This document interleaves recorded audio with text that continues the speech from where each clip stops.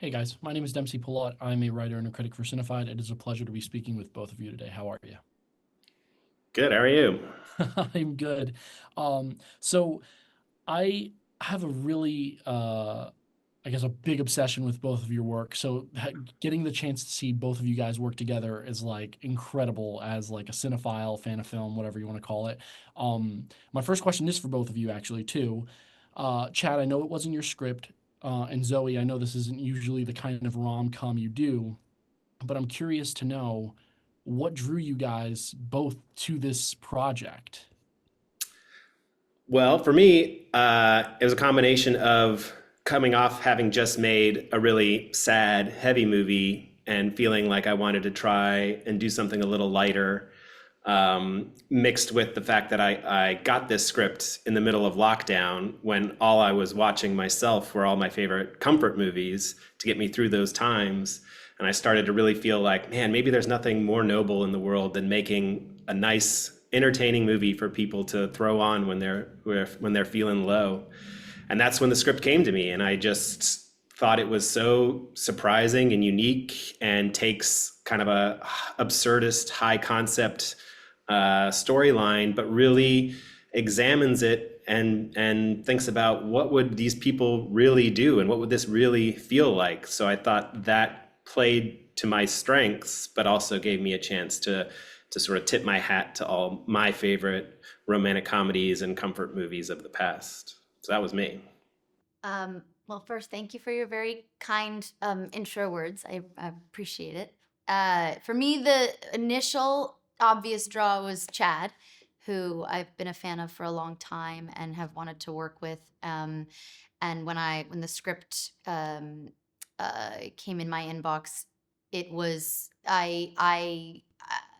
when my first feeling after reading it was, how has this movie not been made yet? And how it felt like such a great idea.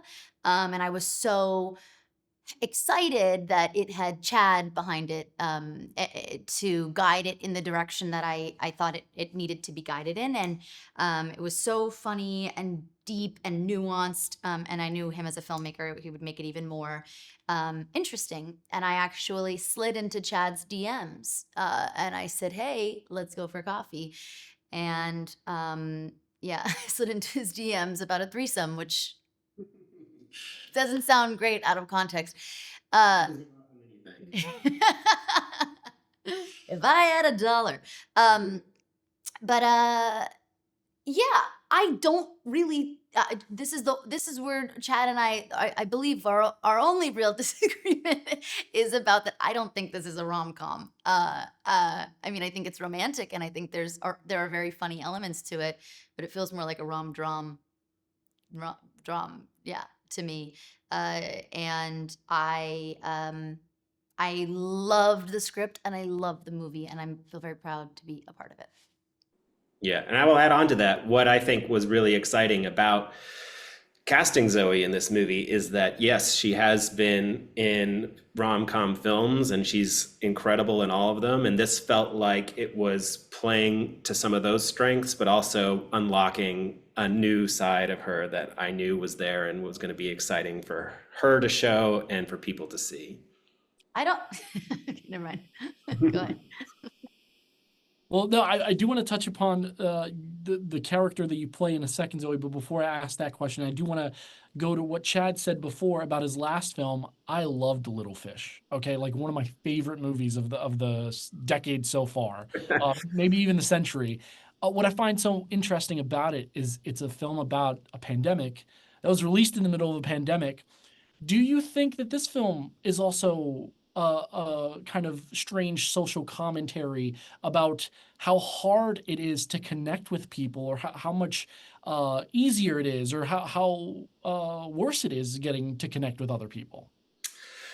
I wouldn't call it a social commentary, but I did. One of the things that did appeal to me about it was that as I was reading, I felt like it had some qualities that likened it to more old-fashioned, wholesome films, but that it was really contemporary as well, and it could only be made about today's times. And the frankness about the sexuality and the sense of humor and everybody's sort of feelings about the non-judgmental aspect of how it looks at everybody and how they feel about things. I just felt like it was really contemporary in a way that was exciting too. So I didn't look at it as sort of commentary, but that it was very relevant to today's times.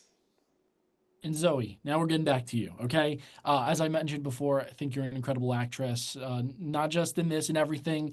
I think you do have an affinity for morally complex characters or movies. Just off the top of my head, I'm thinking of Flower, Juror Number Two, Not Okay. Um, is that true? Is that something? And here, I don't want to say you're like devoid of morals, but you do have a very interesting like bellwether of like right and wrong and the way in which you perceive people, even just your relationship with the other girl that's in the film, the exchange you guys have at the clinic, where she's like, "I thought you liked me before." So talk to me. Is it something that you picked up on? Is it something that you usually look for when you pick a movie role? I think the truth is that I started my career in comedy, and I was a teenager, a young girl in comedy, and the jobs that was getting, they were a lot of one-dimensional female characters in male-driven comedies, and it's really hard to make those work and to be good and to feel fulfilled in those roles. And I think what happened as a result of that is there was a little bit of an overcorrection where all I wanted to play, maybe it wasn't an overcorrection, it was just what I sought. I really fought hard for was to play accidentally a lot of scammers, like Buffaloed Flower, Not Okay. It's unlikable female characters. They were I really, that was where I went towards, and this sort of feels like an in between, she's not a scammer, but she's a little spiky, and she's and I love playing those characters. I think actually though I'm now starting to going, I think I want to play more happy, nice people. I did a play here called Our Town, and it was so beautiful and warm and life affirming that I might be entering less of my scammer, unlikable female character era. But yeah, I do think there was a trend in seeking those parts out. Not that they were given to me, but I fought really hard for those. I think because of where I came from and where I started. And also, my mom, who's an actress, is a brilliant artist and was really pigeonholed as the sort of girl next door when she was my age as an actress. And I think that also affected me in wanting to make sure I wasn't put in a box. Excellent answer. And I look forward to seeing what you do next, truly. I think I only have time for one more question. Chad touched on this a bit earlier, but I would love to hear from both of you again, if you can speak to it more. The film tackles some very interesting themes about love, parenthood. But is there anything definitive that you're hoping that people take away from it? Is it that, we can all come together even if we don't all have the same lineage? That's what I took away from it. And Mm. it's something that I really do love about the film. But what do you guys have to say?